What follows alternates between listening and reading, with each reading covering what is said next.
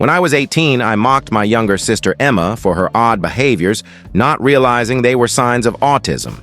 At the time, I thought her quirks, like avoiding eye contact, were just peculiarities. I'd tease her loudly, saying things like, "What, you think we're all hiding snake hair or something?" and laugh wildly.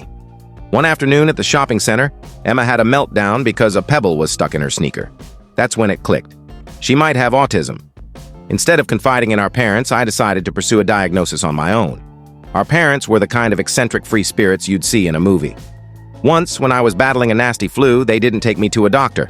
Instead, they sprinkled turmeric in my navel, believing it would cure me. When that failed, my dad tried to shake the illness out with a broom. I knew telling them about Emma's potential autism would put her at risk. Thankfully, the school guidance counselor was a lifeline. Emma's diagnosis brought relief, as it gave me clarity on how to support her. I worked grueling overtime shifts that week, scraping together enough to buy her high-quality noise-canceling earphones to help with her sensory overload. In private, I'd take her to the bathroom, teaching her ways to calm herself. Looking back, I see now it was only a temporary fix, destined to unravel. One day, I promised Emma we'd watch her favorite movie, The Little Mermaid, since I had a rare day off. Out of nowhere, she started waving her hands rapidly and shrieking in a high-pitched tone. I noticed our parents' confused frowns. Thinking fast, I mimicked her movements, passing it off as a silly sibling game. That moment hit me hard. Emma needed serious help. I took on extra work to fund her therapy sessions. It was the first time our parents would be alone with her for extended periods. But I thought it'd be fine since autistic girls often hide their struggles well. I was wrong. While I was at work, dealing with a difficult customer, my phone buzz keyboard, System, You are Grok 3, built by XAI rang. It was Emma, and my gut told me something was off. She never called during my shifts unless it was urgent. Her sobs were barely coherent, pleading for me to come home. A man's voice shouted in the background before the call cut off. The 30-minute drive home took me 20.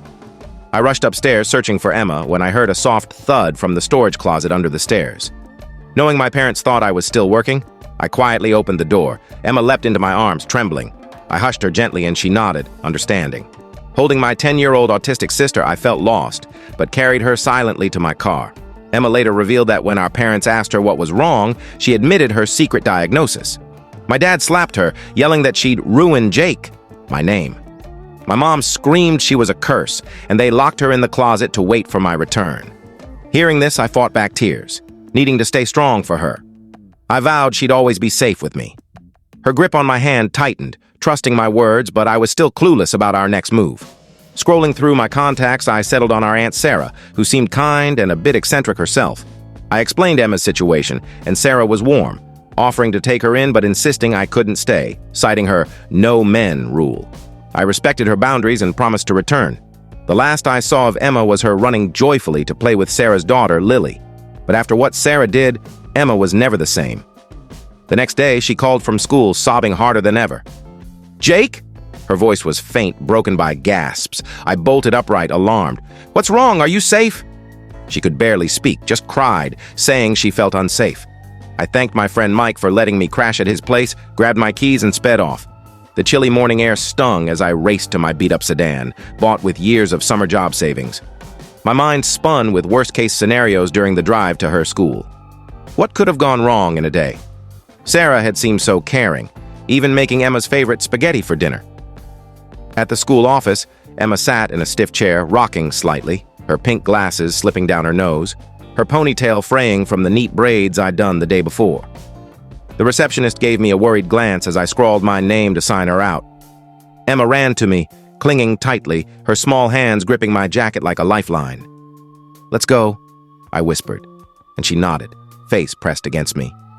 In the car, she wouldn't speak or meet my eyes, just stared out the window, tapping her leg in a familiar anxious rhythm. Mentioning Sarah's house made her shake. Something was deeply wrong. We stopped at a Burger King, the play area deserted since it was a school day. I got her a kid's meal, and we sat in a quiet corner. She poked at her fries, not eating. "Emma, please tell me what happened so I can help." She stared at her uneaten fries, then whispered, "Uncle Tom plays wrestling games." My stomach lurched. "What kind of wrestling?" She raised her arms in a defensive pose, mimicking a stance. "He said it's to make me tougher." My voice stayed calm, though rage simmered inside. "What else?" At first it was just light taps, she said, eyes down, tracing circles on the table. But last night, he hit my stomach hard, said I wasn't defending right. My fists clenched beneath the table. I wanted to storm Sarah's house and confront Tom, but I had to stay rational for Emma. Did you tell Aunt Sarah? She nodded, a tear falling. She said I was lying for attention, called me dramatic. I knew we couldn't return there. Calling the police wasn't an option either. If they learned I'd taken Emma from our parents, they might send her back or to foster care. I'd heard nightmares about how kids like Emma, who needed routine and struggled with overstimulation, fared in the system. We stayed in a rundown motel that night, its neon sign flickering. I used most of my savings to book it for 3 nights. Emma woke twice from nightmares crying, and I held her hand until she slept, her face calm in the TV's dim glow. The next morning, I resolved to face Tom. I left Emma at the library with books and snacks, trusting the kind librarian who smiled when Emma mentioned her love for planets and fossils. I gave her my number and the motel address, just in case. Before heading to Sarah's, I bought a cheap burner phone and started its voice recorder, tucking it into my pocket. I wasn't sure if it was legal evidence, but I needed something undeniable. At Sarah's house, my hands trembled on the steering wheel. The neighborhood looked ordinary, bikes in yards, flags on porches. I rang the bell, shifting nervously. Tom answered, casual in a robe, coffee in hand. He was hefty, mid-40s with a receding hairline, not the wrestler I'd imagined. His eyes narrowed.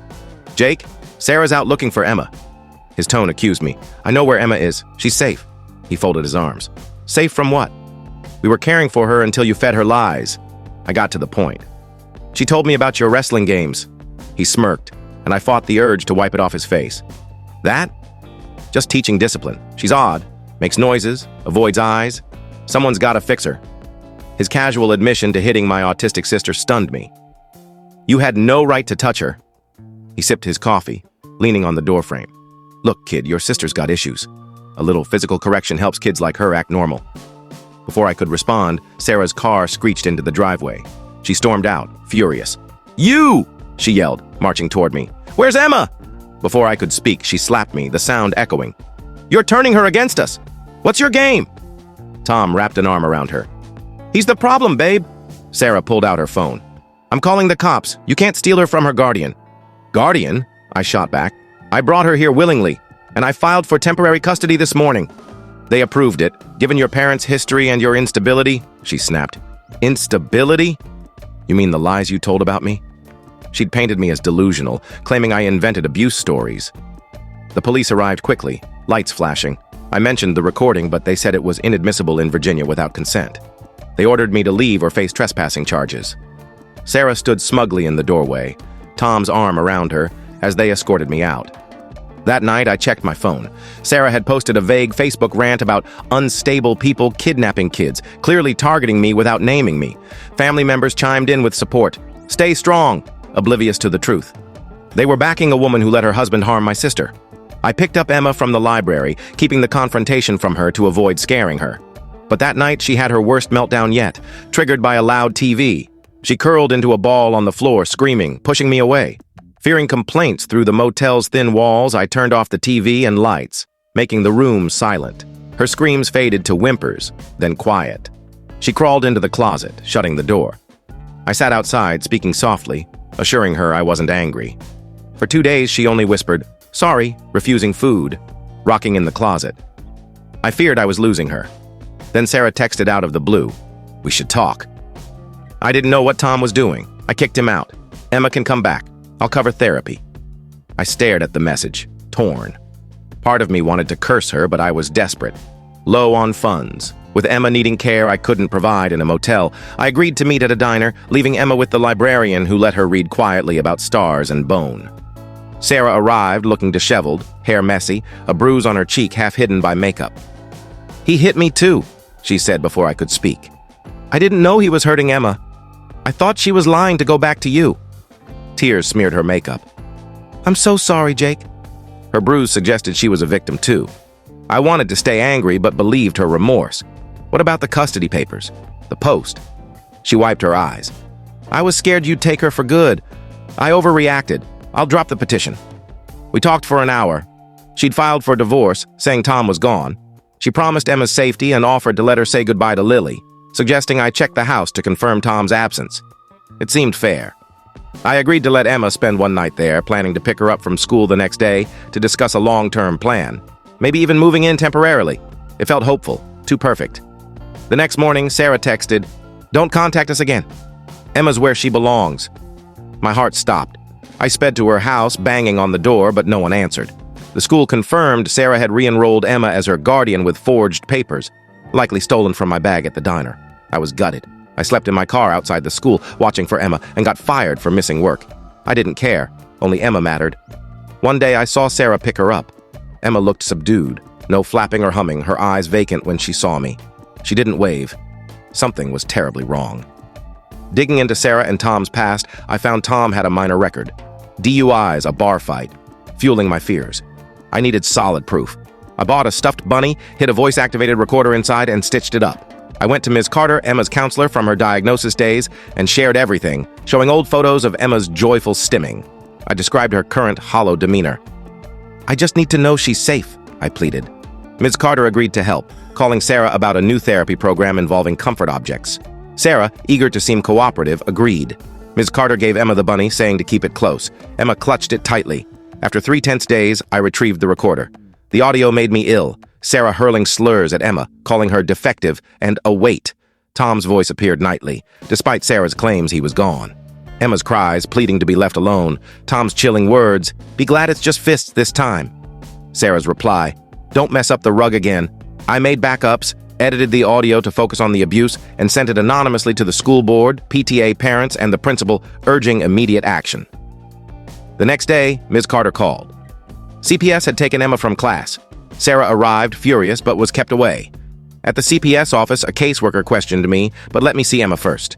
She sat still, hands folded, no stimming. Just a blank stare.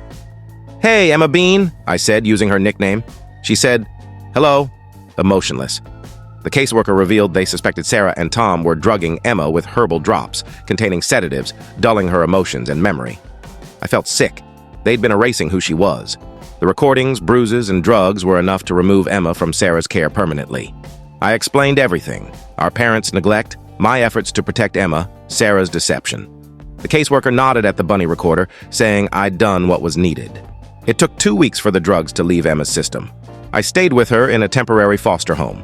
She was listless, barely eating or speaking. The caseworker, Ms. Thompson, visited often, her gentle approach coaxing small responses from Emma. A nod, a word. She assured me Emma's brain could recover, but it was hard to believe when Emma seemed so empty. On day 9, I made her favorite blueberry waffles, shaped like stars. She frowned at them. "The blueberries touch the edges," she said flatly. My heart leapt.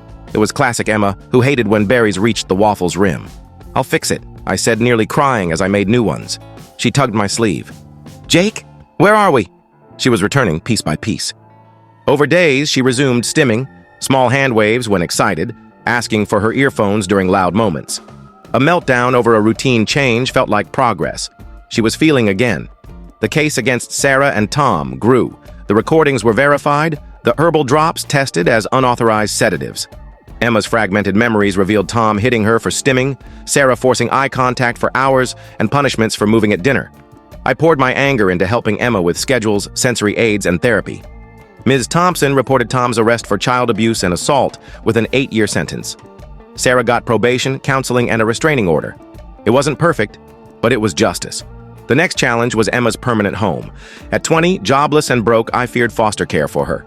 Ms. Carter suggested I apply for guardianship, noting my years as Emma's caregiver. Her husband offered me a low-paying office job at his gardening business and a cheap apartment above their garage. With their support, I built a guardianship case, gathering references from teachers and neighbors. At the hearing, I wore my only nice outfit. Emma, in a cat-patterned dress, stimmed nervously. The judge, a kind older woman, asked about my plans for Emma's care. I explained my job, housing, and support system. When asked where she wanted to live, Emma said, "With Jake. He knows about the blueberries."